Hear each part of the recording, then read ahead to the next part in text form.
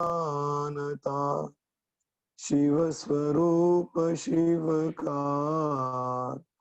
नमः त्रियोग समारिके।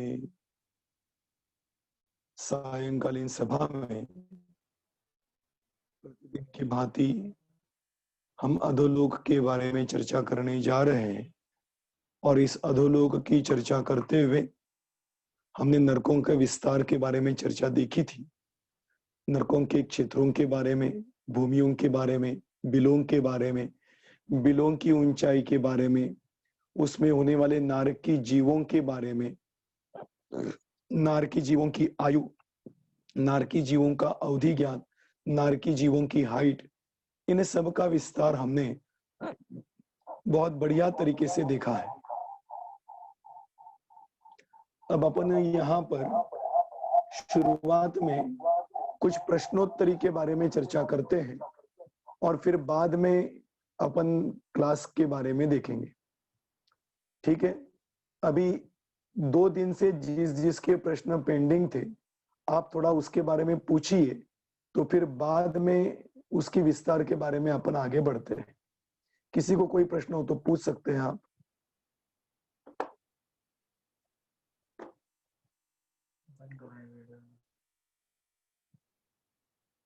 तो इसे स्क्रीन तैयार करके। जय जिनेन्द्र भैया जी। जय जिनेन्द्र। वो उत्पाद सही है, समझ में नहीं आया बिल्कुल भी। उत्पाद सही है, हाँ। स्वर्ग में उत्पाद शैया होती है, हाँ, लेकिन यहाँ पर उत्पाद स्थान होता है, बिल होता है। उत्पाद स्थान, हाँ। तो उत्पाद बिल में जीव उत्पन्न होता है, अधोमुखी होता है, मतलब मुख नीचे होता है, पैर ऊपर होते हैं, और वो जब उत्पन्न होता है तो नीचे की तरफ फिसल जाता है, दरवाजा खुलता है और वो सीधा शस्त्रों के ऊपर नीचे गिरता है। इस प्रकार से उत्पाद स्थान की चर्चा आती है। नहीं, उत्पाद स्थान होते कैसे हैं? वो कल तो मैंने बड़े विस्तार से आपको दिखाया था सब। ठीक है, फिर एक बार उसको देखें। मला कालचं उघडावं लागेल, ते कसं उघडायचं? 1-2 मिनट में वो खोलता हूं और आपको दिखाता हूं।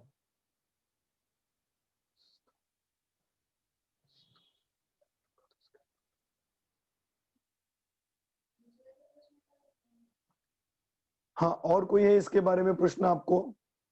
नहीं, बस यही है ना? ठीक है, तब तक दूसरा प्रश्न कोई पूछिए, मैं तब तक ये ओपन भी करता हूं। हाँ, किसी को आगे कोई प्रश्न है? जय जिनेन्द्र पंडित जी। हाँ, जय मैं जिनेन्द्र। 3-4 क्वेश्चन एक साथ पूछ लूं? मैं 3-4 क्वेश्चन एक साथ पूछ लूं? नहीं, एक-एक करके पूछिए आप। हाँ, तीनों प्रश्न पूछिए, लेकिन एक-एक करके पूछिए। मैं पूछ लेती हूँ। हाँ, बोलिए। मैं बोल देती हूँ एक साथ, आप उनका आंसर दे देना ना। हाँ, एक बिल में आपके पाए जाते हैं क्या? एक जी, हाँ, एक बिल में कितने नारकी पाए जाते हैं? जी, एक बिल में कितने नारकी पाए जाते हैं? क्या एक बिल से दूसरे बिल में जाते हैं? नहीं, आप क्या पूछ रहे हैं? एक बिल में कितने नारकी पाए जाते हैं? एक बिल में, मेरी आवाज, हाँ, एक बिल में क्या? हाँ, एक बिल में कितने? एक बिल में इतना ही आवाज आ रही है, आगे क्या बोल रहे हैं समझ में ही नहीं आ रहा है। भाई साहब, उनका क्वेश्चन शायद ये है कि एक बिल में कितने नारकी पाए जाते हैं और अच्छा, वो एक बिल से दूसरे बिल में जा सकते हैं क्या? हाँ, ठीक है, चलिए उसका जवाब देता हूं कि असंख्यात योजन विस्तार वाले बिलों में संख्यात नारकी होते हैं और असंख्यात योजन विस्तार वाले बिलों में असंख्यात नारकी होते हैं, और वो नारकी जिस बिल में उत्पन्न होते हैं उसी बिल में रहते हैं, दूसरे बिल में नहीं जा सकते। वो जहां पर उत्पन्न होते हैं वहीं पर रहते हैं। आ गया समझ में? आपका जवाब मिल गया आपको? शायद उनका नेटवर्क डिस्कनेक्ट हो गया वैसे। अच्छा, चलो ठीक है। अभी पहला जो प्रश्न पूछा था उसके बारे में मैं आपको यहां पर बता दूं। देखिए ये आपको दिखाई दे रहा है, ये उत्पाद स्थान जिसकी की चर्चा अपन ने की थी। ऐसे इस नरक का ये इतना बड़ा बिल है, इस बिल के ऊपर ऐसा ये उत्पाद स्थान होता है। ऐसा ये स्क्रीन शेयरिंग नहीं हो रही है आपकी? ओ सॉरी, इधर भी नहीं हो रही है, 1-2 मिनट।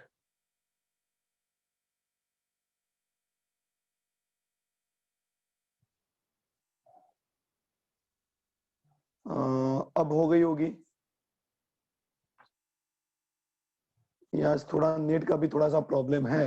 हाँ हो गई अभी शेयर, ठीक है। अब दिख रहा है। सबको दिखाई दे रही है ना? अभी देखिए ये अपन ने चर्चा की थी, ये नरक का बिल है। ये नरक के बिल के ऊपर इस प्रकार के उत्पाद स्थान होते हैं, और इस उत्पाद स्थान में ये बिल्कुल नाली जैसा समझ लो, या मैंने कल आपको बताया था ऊंट के गले जैसा होता है, मतलब सकड़ा होता है। क्योंकि ये समझ लो 45 लाख योजन के बिल के ऊपर मात्र 1 कोस वाला यह बिल, ये उत्पाद स्थान होता है, और उसकी ऊंचाई 5 कोस होती है। और जहां तक मैंने इसके बारे में कल विस्तार से आपको समझाया भी था कि ये छुरी जैसा, मतलब नीचे की तरफ सकड़ा होना चाहिए, ये मेरा विचार है। ये कहीं उल्लेख नहीं कि नीचे सकड़ा और ऊपर बड़ा होता है, लेकिन इसके लिए उदाहरण ऐसे आए हुए हैं कि ये सुरी जैसा होता है, तो वो नीचे सकड़ी होती है और हैंडल की तरफ बड़ी होती है। तो उस अपेक्षा से मैंने ये निकाला है। तो ये ऊपर की तरफ तो 1 कोस होता है, नीचे सकड़ा होता जाता है, और ये अंदर की तरफ फिर बिल्कुल पूरा घना अंधेरा जैसा होता है, और इसमें नारकी बिल उत्पन्न होते हैं, इसलिए इसको कहते हैं उत्पाद स्थान। और यहाँ पे जब नारकी उत्पन्न होता है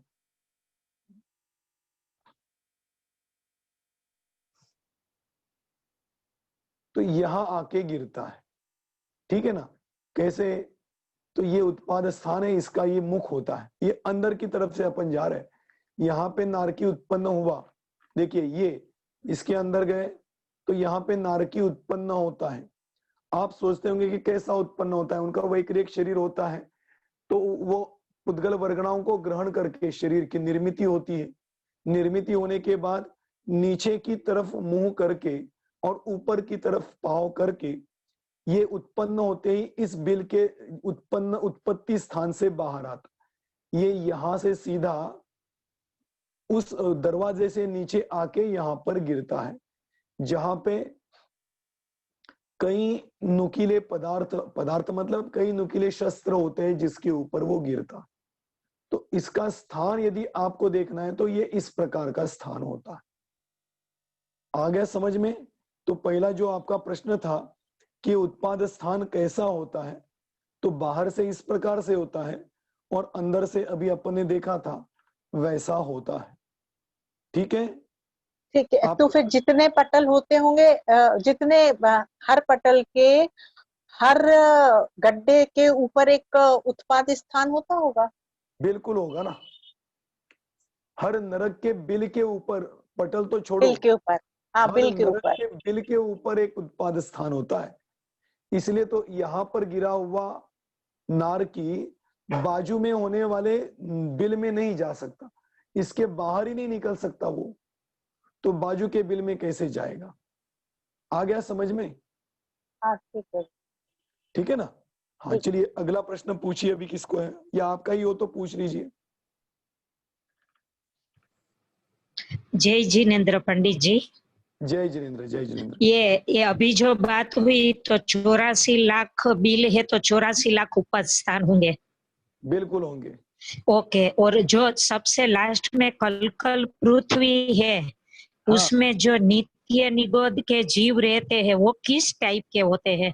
जैसे अभी हम कंद बोलते हैं, आलू प्याज, देखिए उसका उल्लेख उसमें ऐसा जो आया होते है, हैं वो निगोदिया जीव होते हैं जी। हाँ उनका उल्लेख ऐसा आया है कि वो 5 प्रकार के स्थावरों के शरीर को धारण किए हुए निगोदिया जीव होते।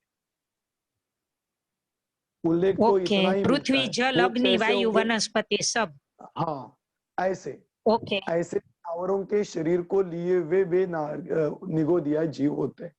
बाकी इसका ओके उल्लेख कहीं ज्यादा विस्तार से नहीं आया है।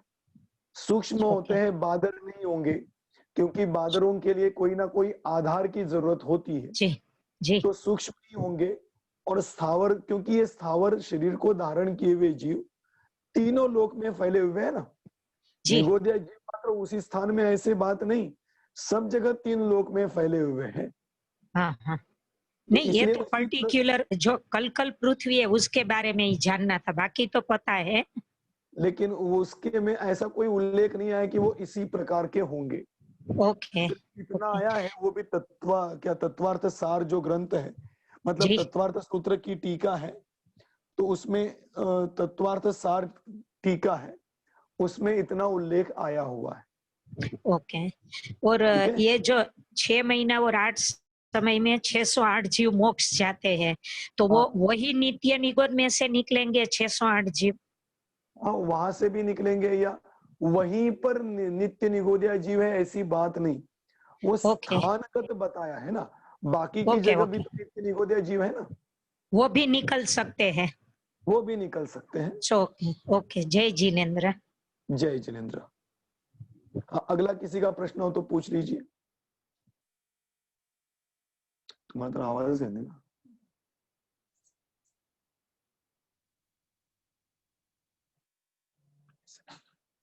हाँ, है किसी को प्रश्न?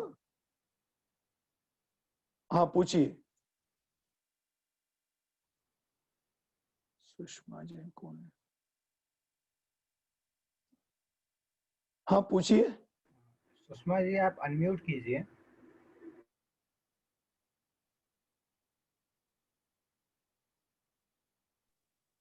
भैया जी। सुषमा जी। हाँ, जय हाँ जिनेन्द्र बोलिए। हाँ, पंडित जी मैं ये पूछना चाह रही थी, जो नरक हाँ, में जो सम्यक दृष्टि जीव होते हैं, जो उनको हाँ, सम्यक दर्शन हो जाता है, तो वे अन्य नारियों से लड़ते भी हैं? हाँ, हाँ। लड़ते लड़ते हैं कि ये शांत बैठे रहते हैं? ये बड़ा मुश्किल प्रश्न है कि सम्यक दृष्टि जीव लड़ते हैं कि शांत बैठे रहते हैं। देखिए, उनके ऊपर उपसर्ग तो होता होगा, क्योंकि ये उल्लेख में आज इसके बारे में विस्तार करने वाला था। सम्यक दृष्टि के बारे में नहीं, तो हाँ तीर्थंकरों के बारे में इसमें उल्लेख आया है, तो हाँ वो क्या बताता हूँ। लेकिन सम्यक दृष्टि शांति से दुख को भोगते होंगे, लड़ते नहीं होंगे। ये एक क्या बोलते हैं, चिंतन से बताया हुआ जवाब है। ऐसा अभी जैसे त्रिलोक सार पढ़ा, तिलोय पन्नति पढ़ा, हाँ सुबह से मैंने तत्वसार नाम का ग्रंथ भी पढ़ा है, तो हाँ उसमें ऐसा कोई उल्लेख नहीं आया कि सम्यक दृष्टि बिल्कुल शांत निर्विकार बैठते हैं, या थोड़ा बहुत तो मारते ही होंगे। हाँ, वे चुप, अपने बचाव के लिए तो कुछ तो करते होंगे। नहीं नहीं, बचाव की तो बात नहीं आती, समझ लीजिए। वहां पे कोई बच नहीं सकता है, क्योंकि कैसा है, वो अपने अवयवों से भी शस्त्रों की निर्मित जैसे आकार बनाते हैं। और यहाँ पे तो तत्वसार में ऐसा उल्लेख आया है कि दूसरों को क्लेशित मतलब दुखी करने के शस्त्रों की व्यवस्था नरकों हाँ में स्वभावतः होती है। अच्छा, हाँ तो स्वभावता वो वही होती के है। शस्त्र उठाए और वहीं के वही जीवों को, अभी जैसे अपने देखा था ना कि हाँ उत्पाद स्थान से उत्पन्न हुए और नीचे भूमि पर गिरते हैं, लेकिन हाँ हाँ भूमि पर कई प्रकार के शस्त्र होते हैं, तो वो स्वाभाविक वहां पे वो व्यवस्था है। तो वो भले किसी को नहीं मारे, लेकिन हाँ उनको मारने के लिए तो नारकी जीव दौड़ेंगे ही दौड़ेंगे ना, हाँ हाँ, ये तो। तो वो उसको मारेंगे भी तो वो सहजता से स्वीकार करते होंगे।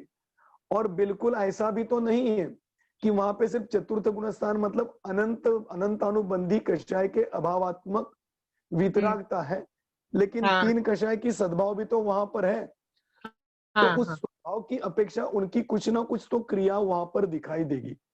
हाँ, थोड़ी ना आ थोड़ी गया तो समझ कुछ। में? मैं वो सिद्धांत की अपेक्षा आपको समझा रहा हूं हाँ हाँ कि यदि प्रत्याख्यानावरण, अप्रत्याख्यानावरण और संज्वलन कषाय का भी अभाव हो जाए तो बिल्कुल हाँ ही वितरागी हो जाएंगे।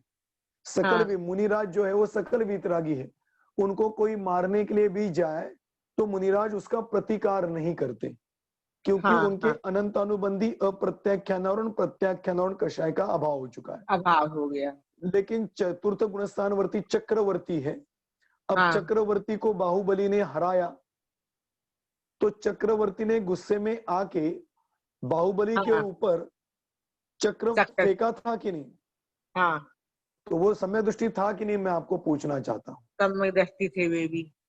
सम्यक दृष्टि थे, फिर भी चक्र फेंका था, तो उनको हाँ। भी तो गुस्सा आता है। तो नारकियों में सम्यक दृष्टि भी होंगे तो थोड़ा बहुत तो प्रतिकार करते ही होंगे ना। हाँ। उनके हाँ। परिणामों में इतना संक्लेश परिणाम नहीं होगा जितना मिथ्या दृष्टि का होगा, लेकिन सामान्य संक्लेश परिणाम तो उत्पन्न होगा ही होगा। तो उस हाँ। प्रकार से प्रतिकार तो होता ही होगा, लेकिन हाँ।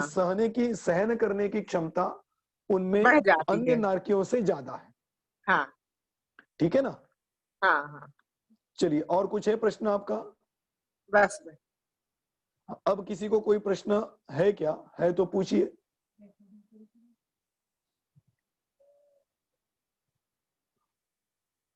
चलो बोलो, है किसी को कोई प्रश्न?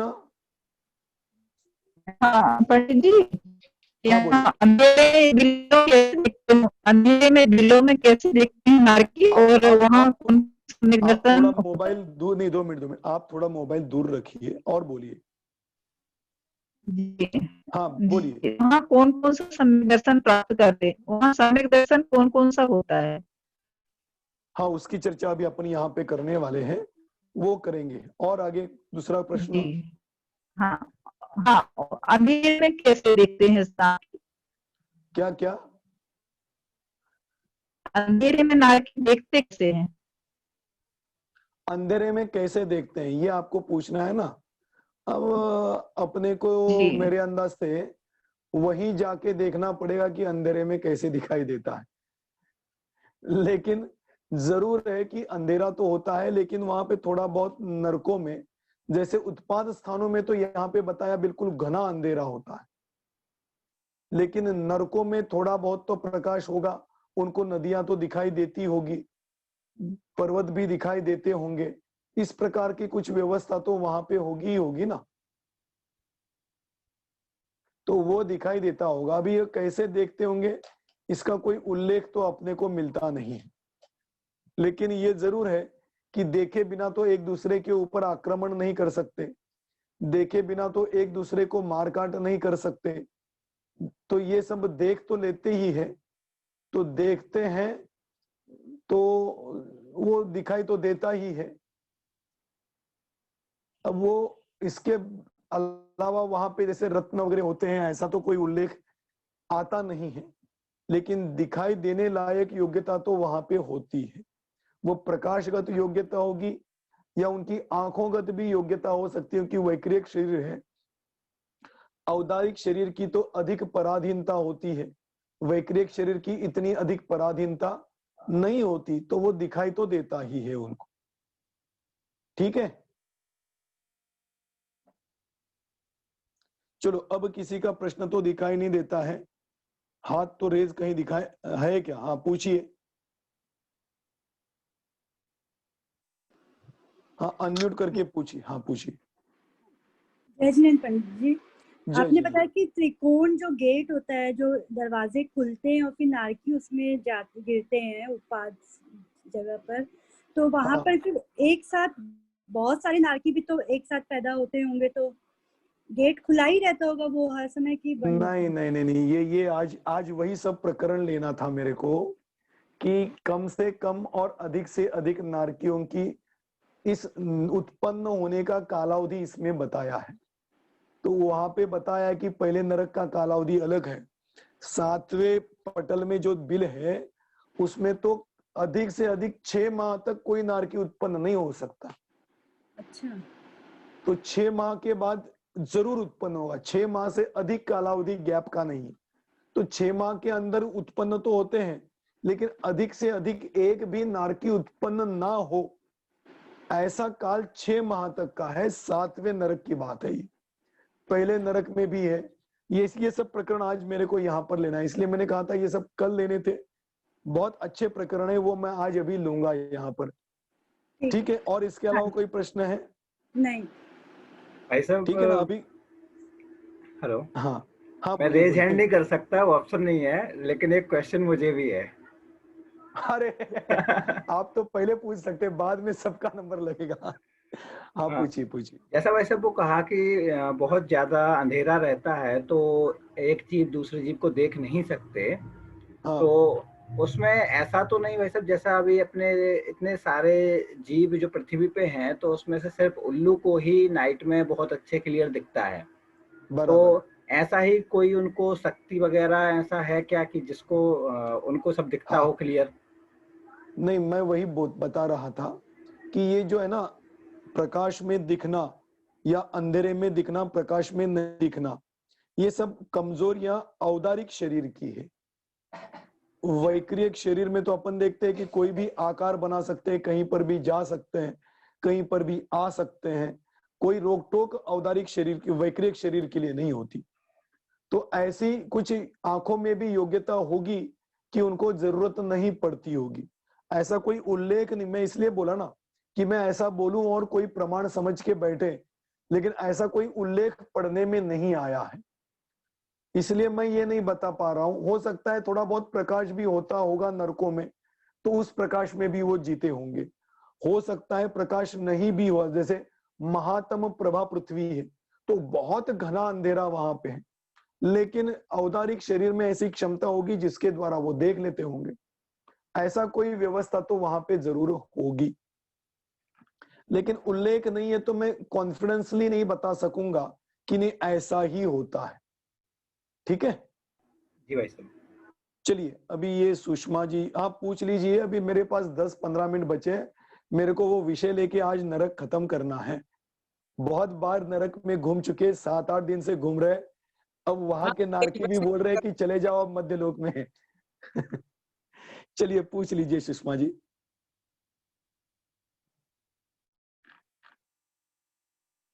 हाँ पूछ लीजिए। भैया पंडित जी पंडित जी, हाँ आवाज जय आ जय रही? आवाज आ रही है आपकी? आ रही आ रही आवाज आ रही। मैं ये जानना चाहता था कि पंचम काल के जीव किस नरक तक जा सकते हैं, और ऐसा क्यों होता है कि ये सीमित नरकों तक जा सकते हैं पर 7वें नरक तक नहीं जा सकते या 5वें नरक तक नहीं जा सकते, ऐसा क्यों? देखिए, उसका संबंध गोमड़ सार में जोड़ा है सहनन के साथ। जो आज पंचम काल में सहनन है, उस सहननधारी जीव 8वें स्वर्ग तक जा सकता है और तीसरे नरक तक जा सकता है। क्यों? उसका कारण यह है कि वो सहननधारी जीव के परिणामों की क्षमता, जो तीव्रता होती है, वो उसके आगे के नरकों का बंध करने लायक तीव्रता नहीं बन पाती, इसलिए नहीं जा पाता। जैसे चक्रवर्ती के बारे में आता है, चक्रवर्ती चक्रवर्तीत्व पद का त्याग करे तो सीधा मोक्ष में चला जाएगा, दूसरा कोई चांस उसको नहीं। और चक्रवर्तीत्व पद का त्याग नहीं करेगा तो सीधा 7वें नरक में जाएगा, बीच में भी कहीं नहीं रुक सकता। क्यों? क्योंकि ऐसे महापुरुषार्थी जीवों की परिणामों की तीव्रता इतनी होती है कि वो पुरुषार्थ होता है तो उग्र होता है। जैसे आपने सुना है ना, भरत चक्रवर्ती ने दीक्षा ली तो अंतर्मूर्त के अंदर उनको केवल ज्ञान की प्राप्ति हुई। हाँ और आप सोचोगे कि मैं भी दीक्षा लूंगा तो अंतर्मूर्त में केवल ज्ञान तो प्राप्त कर ही लूंगा, लेकिन समझना ऐसी क्षमता अपने परिणामों में नहीं होती। नहीं होती। इतनी तीव्रता, मतलब इतना उग्र पुरुषार्थ कहे, 7वें नरक में जाने के लिए भी कषाय रूपी उग्र पुरुषार्थ चाहिए, और मोक्ष में जाने के लिए भी कषाय रहित उग्र पुरुषार्थ चाहिए। और वो उग्र पुरुषार्थ पंचम काल के जीवों में होता नहीं, इसलिए नहीं जा पाते। ये कोई पंचम काल का, ऐसा कहा जाता है कि पंचम काल का दोष है, लेकिन दोष तो निमित्त रूप से है। वास्तविकता तो यह है कि जीव के परिणामों में इतनी उत्कृष्टता नहीं बन पाती, इसीलिए वो नहीं जा पाता। आया समझ में आपको? हाँ हाँ पंडित जी, हाँ बोलिए। ये बोल रहा था जैसे राजा श्रेणिक ने जब क्या बोल मम्मी उपसर्ग किसने किया था? राजा श्रेणिक ने किया था। हाँ, 7वें नरक का बंद किया था। अब बात सातवें नरक, ऐसे पंचम काल में अगर कोई जीव किसी मुनिराज पर उपसर्ग करता है तो हाँ, वो भी तो 7वें नरक का बंद बांध सकता है? नहीं बांध सकता, क्योंकि इतने उग्र परिणाम पंचम काल के जीवों को होते ही नहीं। उपसर्ग तो कर सकता है, लेकिन श्रेणिक राजा जैसे तीव्र, देखिए मैंने कल ये बात आपको सबको बताई थी कि बहुआरंभ परिग्रहत्वम नारकस्य आयुष्य, बहुत आरंभ और बहुत परिग्रह नरक गति के बंध का कारण है, तत्वार्थ सूत्र में बताया। अब इसको आप अपने परिणामों से तोलिए। अपन अक्सर बहुत आरंभ और बहुत परिग्रह की चर्चा बहिरंग क्रिया से जोड़ते हैं, अपने अंतरंग से जोड़ो तो ऐसे परिग्रह को धारण करने के तीव्र परिणाम होने चाहिए। सामान्य परिणाम आप ऐसे, आप मैं हर कोई बिजनेस करता है, नौकरी करता है, कंपनियों में काम करता है, किस लिए करता है मैं आपको पूछता हूं? पैसे कमाने के लिए तो करते हैं ना। मैं आपको पूछता हूं, पैसे कमाने के भाव क्यों होते हैं? क्योंकि पैसे से हम वर्तमान में भोग उपभोग की सामग्री खरीद सकते हैं, इसलिए तो पैसा चाहिए ना। कल ऐसा समझ लो कि जैसे बीच में 500 की नोट बंद हो गई और आपके पास 500 की नोट है, तो वो 500 की नोट देख के आप खुश होंगे कि दुखी होंगे? अब दुखी होंगे क्योंकि बंद हो गए। मैं आपको ये पूछता हूँ, ये 500 की नोट आपका परिग्रह है कि नहीं है? अब कहाँ का परिग्रह रहा? मतलब मैं यही जोड़ना चाहता हूं कि बाहर के पदार्थों से मत जोड़ो, अपने परिणामों की तीव्रता के द्वारा नरक गति का बंध होता है, बाहर के पदार्थों से नहीं होता। तो श्रेणिक राजा ने मुनिराज के ऊपर उपसर्ग किया, ये बहिरंग क्रिया हुई, एक निमित्त रूप क्रिया है, लेकिन मुनिराज का अपमान करने का तीव्र परिणाम श्रेणिक राजा को था। अच्छा। और उतना तीव्र परिणाम पंचम काल के जीवों में नहीं होता है। कोई अभी मुनिराज को विरोध भी करता हुआ दिखाई भी दे तो भी इतने तीव्र परिणाम नहीं हो पाते उसकी, इसीलिए तो वो जीव 7वें नरक का बंध नहीं करता। नहीं तो इस बार पंचम काल में भी तो 7वें नरक का बंध हो जाता, लेकिन नहीं होने का कारण परिणामों की मंदता है, तीव्रता नहीं। आया समझ में? इसीलिए वो 7वें नरक का बंध नहीं कर पाता। लेकिन इसका मतलब ये नहीं कि मुनिराज का अपमान करते हुए घूमो, ऐसी बात नहीं। यहाँ पे तो ये भी बताया कि यदि संयमधारी मतलब योग्य संयमधारी जीवों का आपने अपमान किया तो आपको नरक गति का बंध जरूर होगा।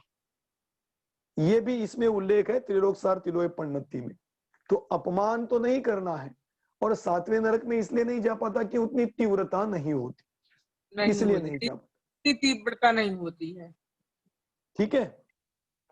आगे देखो, अभी बहुत सारा विस्तार करने लायक है इसके लिए तो, कि जैसे अनंतानुबंधी में भी क्रोध होता है और अप्रत्याख्यानावरण में भी क्रोध होता है, प्रत्याख्यानावरण में भी क्रोध होता है और संजुलन में भी क्रोध होता है। क्रोध तो चारों प्रकार की कषायों में होता है, लेकिन चारों प्रकार की कषायों में अनंतानुबंधी कषाय के होते हुए जो क्रोध होता है उसमें तीव्रता अधिक होती है, इसलिए बंद करने की क्षमता अधिक होती है। और अप्रत्याख्यानावरण प्रत्याख्यानावरण में भी क्रोध होते ही है ना। जैसे पंचम गुणस्थानवर्ती कोई अणुव्रती है तो आप सोचते हैं कि उसको गुस्सा आ सकता है कि नहीं आ सकता है? आ सकता है, आ सकता है। अब वो गुस्सा करेगा और अनंतानुबंधी वाला जीव भी गुस्सा करेगा, तो दिखाई तो दोनों गुस्सा करते हुए दिखाई देते हैं, लेकिन परिणामों में दोनों के बहुत बड़ा अंतर होता है। अनंतानुबंधी वाले की अंतरंग कषाय की तीव्रता बहुत ज्यादा होती है और प्रत्याख्यान और अप्रत्याख्यान मतलब इन कषायों के अभाव करने वाले जीवों की परिणामों की तीव्रता बहुत कम होती है। इसीलिए ये सप्तम गुणस्थान नरक लायक बंध इस पंचम काल में कोई जीव नहीं कर सकता। ऐसे ही मोक्ष में भी तो नहीं जाता ना।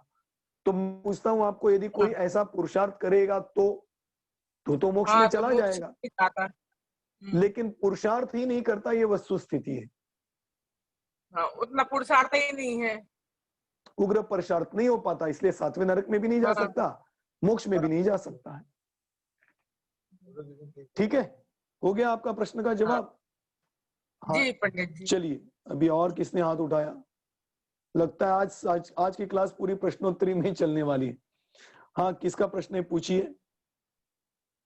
पंडित जी जय जिनेन्द्र। जय जिनेन्द्र। अभी जैसे आपने कहा कि उतना कसाई नहीं होती है, अब ये जैसे जो परमाणु बम बनाते हैं उस समय जो विस्फोट करते हैं तो हाँ, कितने जीवों की हिंसा होती है, तो मैं उनके वही आपको परिणाम तो बता रहा बहुत। नहीं, मैं वही बताना चाहता था। हम सब हिंसा का प्रकरण बहिर्ग क्रिया से जोड़ना चाहते, और ये लाखों लोग मर गए, लेकिन लाखों लोगों को मारने की परिणामों की तीव्रता लाख लोग मरने के साथ नहीं जुड़ती। कोई भी आदमी नहीं मरे लेकिन उसको 7वें नरक का बंद हो जाएगा। मैं क्या बता रहा हूं, आया समझ में आपको? आ गया, कि आ गया। बाहर से जीव मरे उससे कुछ लेना देना नहीं है। आप मुझे बताओ, एक आधा गरीब व्यक्ति है और एक आधा बहुत अमीर व्यक्ति है, मुझे बताओ परिग्रह का बंध किसको अधिक होगा? बिल गेट्स है, आप उसके बारे में जानते ना, अपने इंडिया का लोग, अंबानी है, मुकेश अंबानी है, और एक भिखारी है। मुझे बताओ परिग्रह का बंध किसको अधिक होता हुआ दिखाई देता है आपको? भिखारी को ज्यादा होगा क्योंकि उसके पास नहीं है, वो उसको पाने की लालसा उसे बहुत ज्यादा है। तो इसका मतलब मुकेश अंबानी को नहीं होता है? उसको भी है। आया समझ में? मैंने इसलिए ये उदाहरण दिया था कि जिसकी जितनी तीव्रता होगी उसको उतना बंद होता है। आया समझ में? तो इसको आप बहिरंग क्रिया से मत जोड़ो, अणु बम से तो इतने लोग मरे तो उसकी तीव्रता बहुत अधिक होगी, ऐसी बात नहीं है। बहिरंग क्रिया क्या होती है, मैं सोचता हूं कि मेरे बस बने तो यार मैं पूरे चाइना को खत्म कर दूं, समझ लो, जबकि मेरे में तो कैपेसिटी है नहीं चाइना को खत्म करने की, लेकिन मैंने बैठे बैठे परिणाम किए तो मेरे परिणामों की तीव्रता इससे पता चलती है। आया समझ में? तो बहिरंग में तो कोई हिंसा दिखाई नहीं देती, लेकिन उसका परिणाम तो आपने तीव्र किया तो उतना बंद आपको बंधेगा। इसलिए परमाणु बम बनाने वाला व्यक्ति निश्चित रूप से 7वें नरक में गया होगा ऐसा कोई जरूरी नहीं। आपको पता है परमाणु बम जिसने बनाया था उसने मरते समय उसको बहुत अधिक पश्चाताप हुआ था, वो बहुत अधिक दुखी हुआ था कि मैंने ये अणुबम क्यों बनाया, क्योंकि इसका इतना दुरुपयोग होगा ये उसने भी नहीं सोचा था। तो मुझे बताओ वो 7वें नरक में गया कि स्वर्ग में गया? आ गया समझ में? ये इस प्रकार से आप जोड़ना, तो बहिरंग हिंसा से हिंसा का प्रकरण नहीं, अंतरंग परिणामों में होने वाली।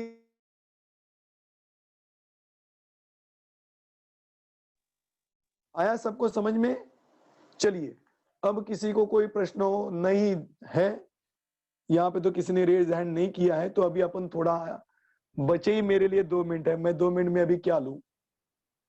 चलिए, और किसी को प्रश्न हो तो आज पूछ ही लीजिए।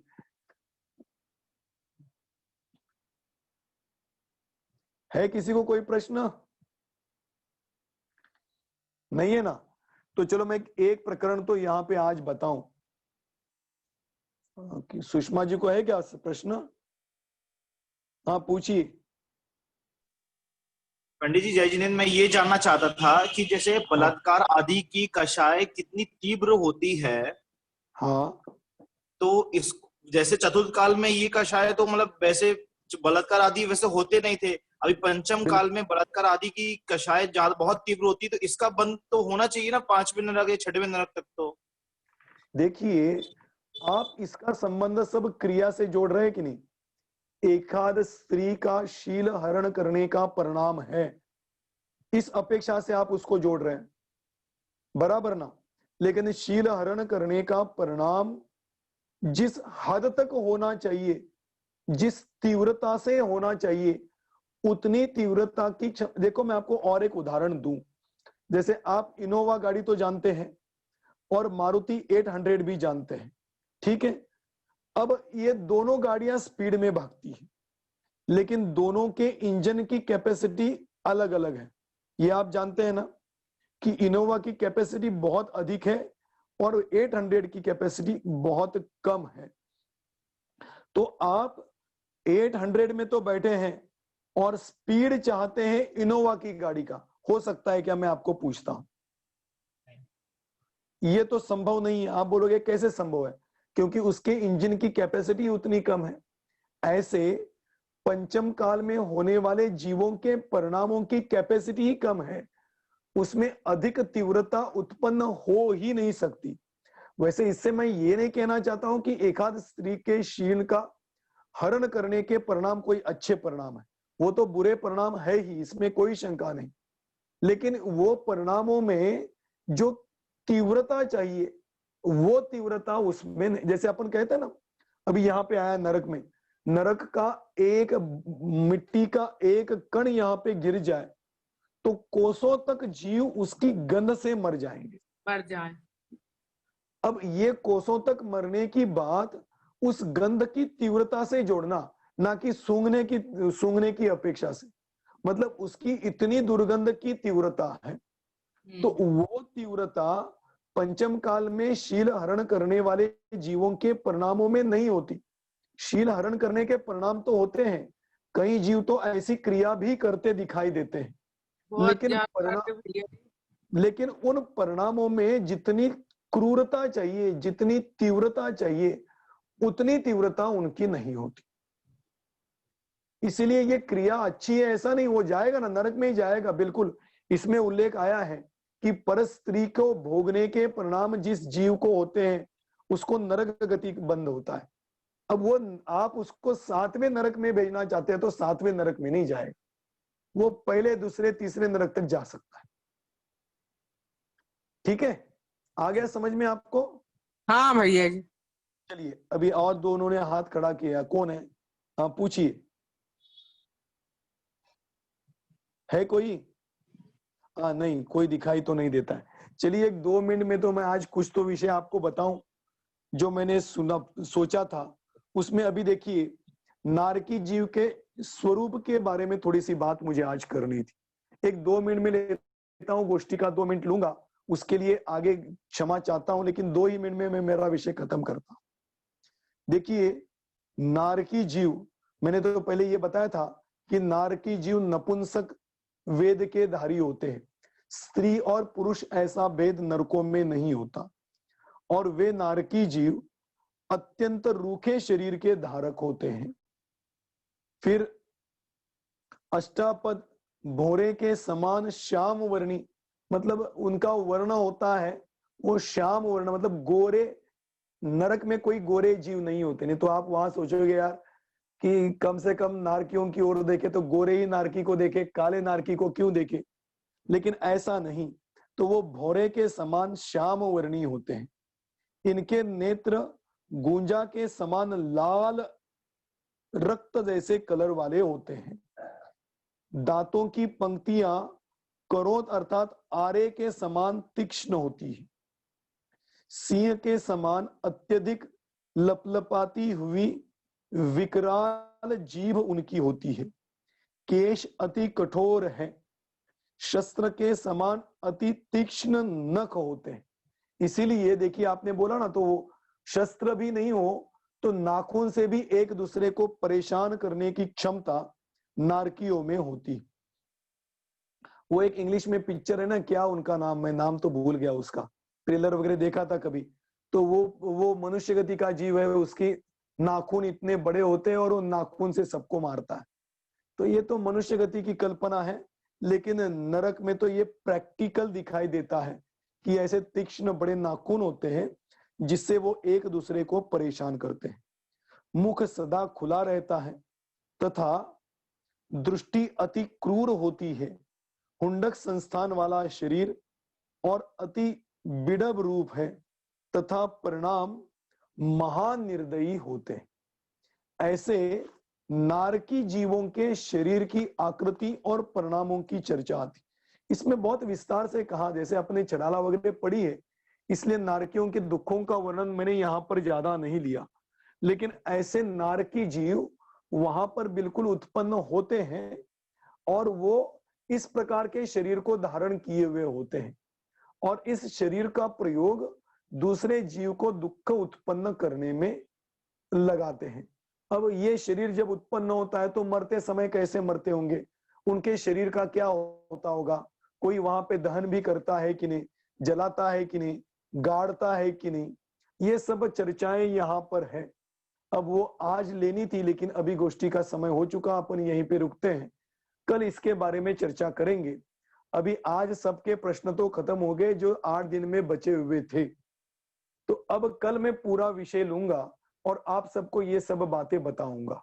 ठीक है, आज के लिए यही रुकते हैं। जय बोलो महावीर भगवान की जय। भाई साहब, आपका थोड़ा समय लिया, इसके लिए मैं आपको क्षमा चाहता हूँ। अरे कोई बात नहीं, एक ही बात है, चर्चा तो अपने को आत्म कल्याण की, आत्म की करनी है, कोई दिक्कत नहीं, अच्छी बात, बढ़िया।